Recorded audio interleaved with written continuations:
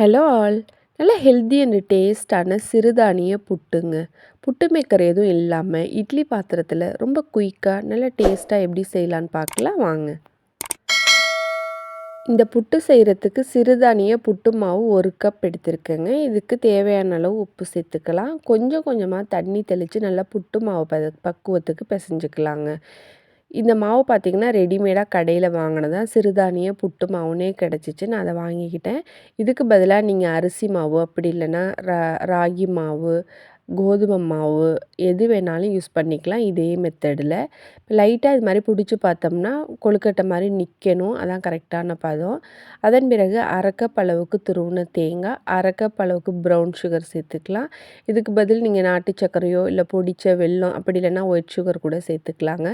எல்லாத்தையும் நல்லா மிக்ஸ் பண்ணிக்கலாம்.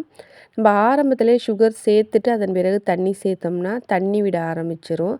அதனால் மாவு நல்லா பிசைஞ்சுக்கிட்டு அதன் பிறகு நம்ம சர்க்கரையும் தேங்காய் பூவும் சேர்த்து பிசைஞ்சோம்னா கரெக்டாக நல்லா பதமாக நமக்கு கிடைக்குங்க. இப்போ புட்டு மேக்கரில் வச்சு நம்ம புட்டு அவிக்கலாம். அப்படி இல்லைன்னா இது மாதிரி சின்ன கிண்ணம் எடுத்துகிட்டு அதில் மாவை நல்லா அமர்த்திட்டு நம்ம இட்லி பாத்திரத்தில் வச்சு வேக வச்சு எடுத்துக்கலாங்க. இப்போ புட்டு பாத்திரம்னா ஒரு நேரத்தில் பார்த்திங்கன்னா ஒரு புட்டு தான் வேக வைக்க முடியும். ஆனால் இந்த மெத்தடில் செஞ்சிங்கன்னா ஒரே நேரத்தில் 5 புட்டு 10 புட்டுன்னு நம்ம இட்லி பாத்திரத்தில் எல்லாத்தையும் ஒட்டுக்கா வச்சு வேக வச்சு எடுக்கலாங்க. சின்ன கிண்ணமாக இருந்துச்சுன்னா அந்த இட்லி பாத்திரத்தில் உள்ள அந்த குழிக்கு கரெக்டாக இருக்குங்க ஒரு புட்டு. அதே மாதிரி நம்ம எடுத்திருக்க எல்லா மாவுலேயும் பார்த்திங்கன்னா இப்போ ஓவரால் 5 புட்டு கிடச்சிருக்கு. இந்த புட்டு செய்கிறதுக்கு முன்னாடியே நான் இட்லி பாத்திரத்தில் தண்ணி ஊற்றி நல்லா கொதிக்க வச்சுட்டேங்க. இப்போ பார்த்திங்கன்னா ஆவி நல்லா வருது. இந்த ஸ்டேஜில் நம்ம புட்டு வச்சுருக்க இட்லி தட்டை எடுத்து உள்ளே வச்சு இட்லி பாத்திரத்தை க்ளோஸ் பண்ணி ஒரு 15 நிமிஷத்துக்கு மீடியம் ஃப்ளேமில் நல்லா வேக வச்சு எடுத்துக்கலாங்க. இப்போ 15 நிமிஷம் ஆயிடுச்சு. பார்த்தீங்கன்னா தெரியும் புட்டு ரொம்பவே சூப்பராக நல்லா வெந்து வந்திருக்குது.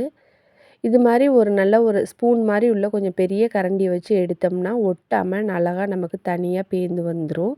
அவ்வளோதாங்க, நல்ல ஹெல்தி அண்ட் டேஸ்டான நம்மளோட சிறுதானிய புட்டு ரெடி. எந்த புட்டு மாவாக இருந்தாலும் இதே மெத்தடில் செஞ்சிங்கன்னா உங்களுக்கு ரொம்பவே ஈஸியாக வேலை முடிஞ்சிருங்க. கண்டிப்பாக இந்த புட்டை நீங்கள் செஞ்சு பார்த்துட்டு உங்கள் ஃபீட்பேக் சொல்லுங்கள். இந்த வீடியோ பிடிச்சிருந்துச்சுன்னா லைக் பண்ணுங்கள், ஷேர் பண்ணுங்கள். மறக்காமல் நம்ம சேனலை சப்ஸ்கிரைப் பண்ணுங்கள். தேங்க்யூ.